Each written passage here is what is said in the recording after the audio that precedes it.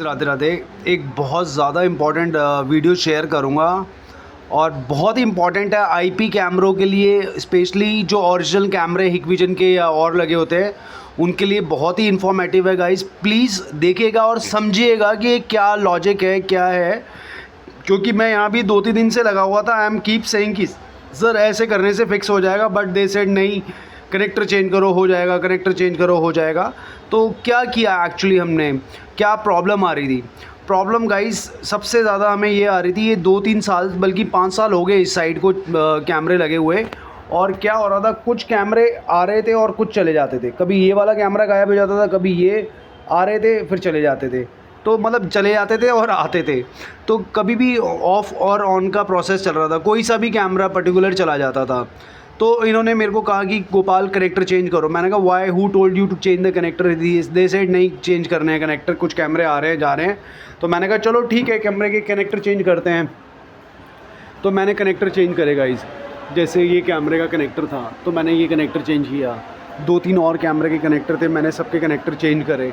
But उसके बावजूद भी कैमरे आ रहे थे और जा रहे थे। तो मैं बड़ा परेशान, मैंने कहा यार क्या हो सकता है। फिर मैं स्विच के पास गया, स्विच मैंने चेंज किया, स्विच के चेंज करने से भी इशू रिजॉल्व नहीं हुआ, स्विच के इशू से भी रिजॉल्व चेंज नहीं हुआ। मैंने कहा यार क्या हो सकता है। मैंने कॉल सेंटर फ़ोन मिलाया, उन्होंने बिट रेट और वो था मेरे को कम करने के लिए कहा, मैंने वो कम कर दी, बट तब भी वो इशू आ रहा था। तो मैंने कहा चलो यार, मेरे पास एक घर पे डी लिंक का वो पड़ा हुआ है स्विच, मैं वो लेके आया। और लेके आने के बाद मैंने यहाँ पर NVR पे जो तारें इनकी आई हुई थी वो इस नेट से कनेक्ट थी। तो मैंने नेट, जियो के नेट से हटा के मैंने अपने डी लिंक के स्विच में राउटर में तार डाली है ये, ठीक है।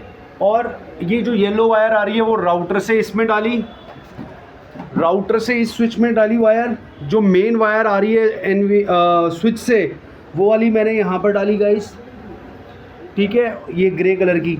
और एक ब्लू वायर मैंने यहाँ से इस NVR में डाल दी।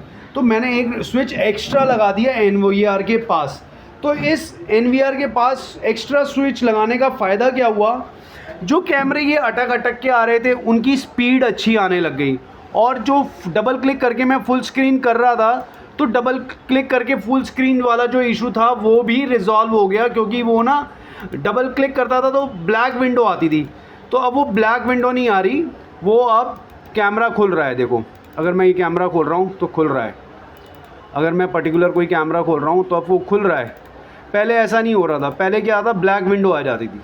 तो अब कैमरे भी खुल रहे हैं, स्पीड भी देखो, अब जो बंदा जा रहा है उसकी स्पीड एक्चुअल में पता चल रही है कि हाँ भाई ये स्पीड है, तो स्पीड भी अब आ गई है, पहले अटक अटक के चल रहे थे। तो सिर्फ एक स्विच लगाया है मैंने डी लिंक का यहाँ पर NVR के पास, आप देख सकते हैं हिकविजन का NVR लगा हुआ है। तो आपको भी मैं गाइड करूँगा, अगर आपके यहाँ भी ये प्रॉब्लम आ रही है, आपको बहुत देर में आपने फिक्स नहीं कर रही, सीधा आप स्विच लाओ, NVR के पास लगाओ और देखो इशू रिजॉल्व हो रहा है या नहीं हो रहा। और आई एम श्योर आपका इशू रिजॉल्व होगा। डिस्टेंस ज़्यादा नहीं था, 20 से 25 मीटर था जो स्विच से तार यहाँ NVR में आ रही थी, मगर तब भी मैंने अगर स्विच चेंज किया तो मेरे को सब बेस्ट रिज़ल्ट मिल गया। तो यहाँ पर 3 स्विच ऑलरेडी लगे हुए हैं, चौथा स्विच मैंने यहाँ पर लगवा दिया है। और ये मैं इनसे डी लिंक का ही लगवाऊंगा, क्योंकि इसमें फुल गीगा है। अगर ये कहेंगे गोपाल सस्ता लगा दे, मैं सस्ता बिल्कुल नहीं लगाऊंगा गाइज। मैं आपको बता रहा हूँ, मेरे को क्या शक जा रहा था, क्योंकि लोकल स्विच लगे हुए थे और उनकी बैंडविड्थ कुछ टाइम के चलने के बाद ना कम हो जाती है। तो मेरे को लग रहा था सारे स्विच ख़राब हो गए हैं, बट जैसे ही मैंने यहाँ डी लिंक का फुल गीगा स्विच लगाया, मेरे इशू ऑटोमेटिक रिजॉल्व हो गया। तो गाइज़ आप भी अच्छा अगर काम करना चाहते हैं तो डी लिंक का स्विच लगाया करें, उससे आधी प्रॉब्लम तो आपकी ख़त्म ही हो जाएंगी।